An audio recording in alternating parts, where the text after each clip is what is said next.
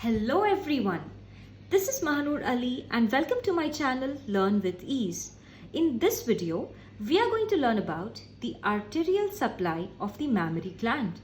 The mammary gland is also called as the breast.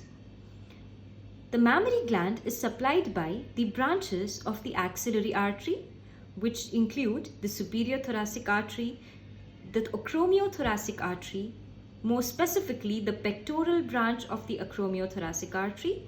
Then you have the lateral thoracic artery. The branches of the subclavian artery which supply to the mammary gland are the internal thoracic artery and the lateral branches of the first and second posterior intercostal arteries.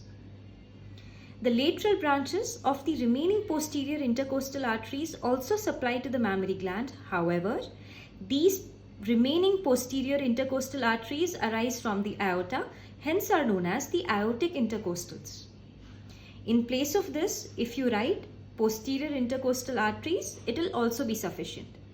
Let us learn about all these arteries a little bit in detail to remember them better. First of all, coming to the superior thoracic artery. The superior thoracic artery is a branch of the first part of axillary artery. The axillary artery is the continuation of the subclavian artery. It arises from the outer border of the first rib. It is divided into three parts, first part, second part and third part by the pectoralis minor muscle. Hence the pectoralis minor muscle is also known as the key muscle of axilla.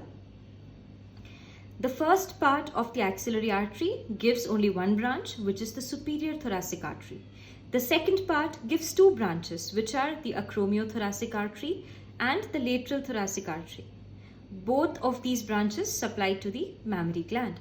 However, the pectoral branch of the acromiothoracic artery supplies to the mammary gland, whereas the remaining branches like the acromial branch, the deltoid branch, the clavicular branch supply to different regions. Third, we have the lateral thoracic artery. Now let us learn about these branches of axillary artery supplying the mammary gland with the help of this diagram. As you can see in this diagram, this is the mammary gland. Here is the axillary artery. From the axillary artery, you can see the first part, which gives rise to the superior thoracic artery. The second part, which gives rise to the acromiothoracic artery, whose pectoral branch supplies to the mammary gland, and the lateral thoracic artery, which is also a branch of the second part of the axillary artery. Now, coming to the branches of the subclavian artery.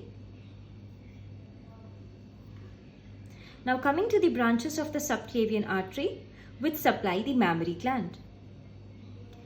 First of all, we have the internal thoracic artery, which arises from the anterior surface of the subclavian artery near its origin. Then we have the lateral branches of the first and second posterior intercostal arteries, which arise from the supreme intercostal artery, which in turn arises from the costocervical trunk of the subclavian artery.